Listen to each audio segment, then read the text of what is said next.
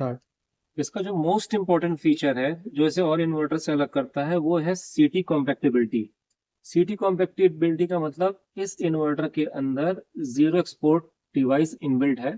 आपको एक्सटर्नली ये सीटी चाहिए और ये पिन इसमें दी हुई है। आपका यूएसबी ऑब्लिक RS485 ऑब्लिक सीटी पोर्ट दिया हुआ है। सिंपली आपको क्या करना है, इस सीटी को लोड एंड पे लगा देना है। लोड एंड पे ये करंट को सेंस करेगा। इस पोर्ट पे ये सिग्नल सेंड करेगा कि कितनी करंट चल रही है। उसके हिसाब से इसमें एक प्रॉपर सेटिंग डालने के बाद ये इन्वर्टर लोड के हिसाब से काम करेगा।